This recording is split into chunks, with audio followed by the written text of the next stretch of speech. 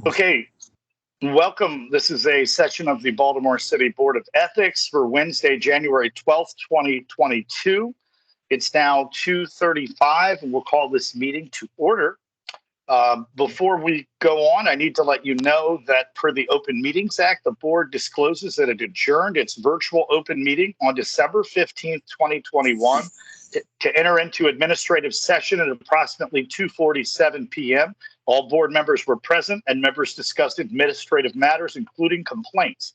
Today, the board may need to close some or all of this meeting to preserve the confidentiality mandated by the Ethics Code or is otherwise authorized by the State Open Meetings Act. Likewise, upon adjournment of the open session, the board may reconvene for an administrative session to discuss non-public administrative functions of the board. So good afternoon, and let's get some updates. Mr. Hochstetler? Sure, thanks, Chair Fogelman. Did you want to approve the minutes from last meeting? Sure. I have in front of me a copy of the December 15th public minutes. Called at 2:30, and they are 3 pages in length, adjourning at 2:47. Quite a bit of updates for a 17-minute meeting. So I have no changes or edits or suggestions. Does anybody else? Very well. I'll move for the adoption of our December 15th, 2021 minutes. Can I have a second? Second. Okay, all in favor of the approval, signify by saying aye. Aye. Aye. Aye. All right, the minutes are approved. Thank you, Jeff. All right. Well, this public portion of the meeting will likewise be pretty brief, but going through some of the board's work or board staff's work during the month of December, 145 employees or officials were enrolled in the automated ethics training. We normally have the number of those who completed by now, but we don't have that yet. But 145 were enrolled, and slow trickle of people signing up for the next couple of months. Total in fiscal year 22 so far, there's been 580 individuals who've completed the ethics training. As far as help desk goes, in December, there were 74 help desk requests. Almost the majority of those were ethics inquiries, substantive ethics inquiries. A number of them dealt with, had questions about the ethics training, and then a number were questions about the financial disclosure statements. We're getting some more questions about financial disclosure statements because with the beginning of the calendar year, there is the new filing season, and elected officials have until January 31st to file. They've all been informed of that deadline, and regular employees and other officials will have until April 30th, but I think this year it falls early May because that falls on a weekend. Mara has done an incredible job of putting together lists of required filers from each agency. We are in an excellent position as compared to last year and previous years to finalize that list with Department of Human Resources, hopefully within the next couple of weeks. By law, they're supposed to provide us the absolute final supplemental list by February 1st, and we're well on track for that. So being in a great position with financial disclosure, filers and the complete lists, we're hoping to make some inroads in having that overlap in the employee workday system, where that could kind of be integrated as a task that needs to be completed, which would make the administrative burden much easier and potentially make reminders a lot easier as well. So we will keep you updated on those efforts. Let's see. Yeah, on the financial disclosure fund, all entities have provided their list of required filers, which is good. And like I said, we're just waiting for DHR to provide us the supplemental list. The end of calendar year 2021 means that the end of the lobbyist registration and reporting period also ended. There were 182 lobbyist registrations in 2021. So far, 73 of those have filed their required annual report. The deadline for that is January 31st.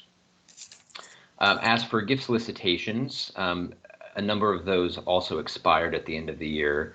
Five of those expired, and we currently have 9 active campaigns. We know there will be a few more applications coming up probably before the next board meeting, but right now the board has no action on that front. And unless I missed something, I think that's all of the updates I have for now. Excellent. Any questions for Jeff or Mara? Do you think we should this year make any additions or changes to the training?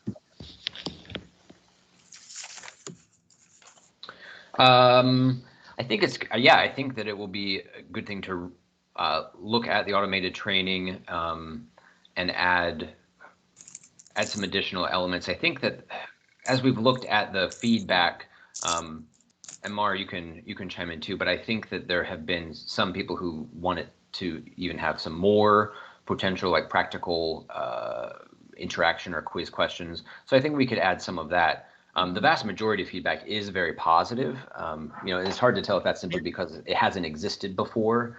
So, we're starting from a kind of a low bar, but I think that we can add some more interactive components. And on that front, we've also thought about some ways to have more kind of mass emails with discrete sections of the ethics law in easy digestible formats. So that's a new frontier that we're thinking about as well as distilling a lot of the sort of commonly recurring help desk questions into some easy FAQ formats. We'll be putting that on the website and potentially making that part of kind of a routine email blast. I like calendar. That. I like that because that way it stays on their plate or in their space. And I guess the only area that has come up, a number of times and gets a little bit confusing are the directorship appointments. We've had a couple of those where we've had to explain and given explanations of how we reached our endorsement or cautionary advisement. And the other thing I remember, and you might have already done it, is providing a PDF takeaway of the training. Yeah, I think Mara, have they all been receiving that? Yes, so the training is now provided PDF, and we frequently get suggestions like, for example, a few people wanted subtitles on the video, including a PDF. So those kind of easier-ish changes, we constantly, like I'm emailing DHR and just say, hey, can you include this PDF? So those changes we're always making. But like Jeff said, we can incorporate some larger changes. Good. As we go. Great. And we've made some wording changes based on feedback as well. So it's not a static training by any means. We update it as needed, but I think perhaps less so than updating the actual training. Like I said, I think a good outreach plan, which includes the discrete sections, and the board's really made progress in putting out some more advisory opinions. But of course, you have to sit down and actually read those and digest them. So I think making those into digestible kind of FAQ or bites as well, especially when it comes to board memberships was one of the topics. So is the post-employment restrictions. That's come up a number of times.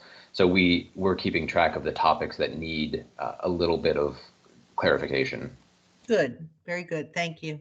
Do we have amongst the things presented during the training a list of maybe the top 5 easy to make infractions, just to have people be mindful of things that are so easy to slip and fall into? Do we have that identified? I can't remember. And it might be worthwhile. Present. Sorry, go ahead. No, I was going to say, I think that there probably are some infractions that people commonly make inadvertently, and that we can just tug their sleeve to help them be mindful of not doing that by listing those things that are easily, done and help prevent them from happening. Just saying. Yeah. Yeah, I like that. We don't have a slider that specifically is presented that way, but I think that's I think that could go hand in hand with some of the sort of FAQs. That's great. I think that's a great idea. I think people like the lists or like, you know, the top 5 myths, the top 5 infractions, the top 10 attaboys or whatever. And I think those are really good as your web or email blasts as well. 100%. Yep. It's a good idea. Thank you. I mean, I think Donna as well. Do we have any old business in our public session today? Not hearing any. We'll move on to new business. Is there any new business in our public session? No new business either. All right. I would go ahead and move that we move into administrative session at this time. Can I get a second? Second. All right. All in favor of moving into administrative session, signify by saying aye. Aye? Aye. Aye. Aye. Thank you very much.